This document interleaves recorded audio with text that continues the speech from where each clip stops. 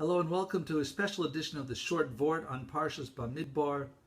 We are commemorating here from inside a bunker the 50th anniversary of the Six-Day War, the great miracle of 1967. For the second week in a row, we will connect the Parsha to the Six-Day War. It says in Bamidbar, Perek Beis, Pasuk Beis, Ishal Biglo, Be'osos, the base of a sum, each man with his flag, with the insignia of his family, his father's house, Yachanu B'nai Israel, the Jews' camps. In June 1967, the beginning of the war, June 6th, the news reports were blacked out.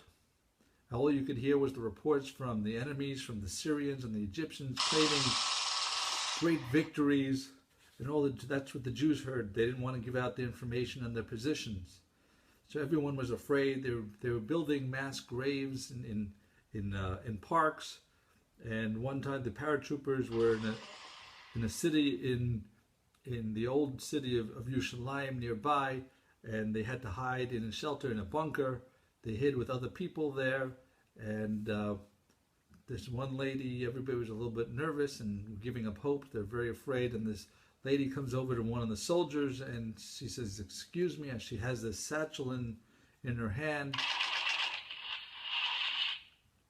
And he looks up and says, "Doda, what is it?" She says, "Tomorrow when you go to the old city and you go into the Kosel HaMaravi, I want you to take this flag." And she reaches into the satchel and takes out a white sheet with some blue and white sands, blue and white flag of the Magen David, and he says, "You're crazy. We're not even planning to go into the old city. Right now, we're just trying to hold our positions." And she said, "No, you'll go," she said, with certainty. And so he figured, all right, let me just get rid of her and I'll just take the flag.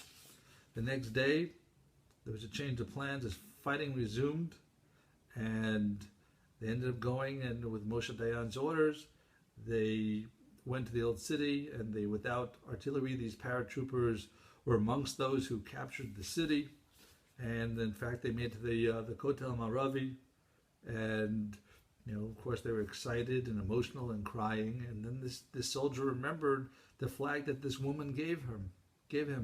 So he took it out, and he took two other soldiers with him, and they draped it around on the upper left side of the Kosel for the whole world to see.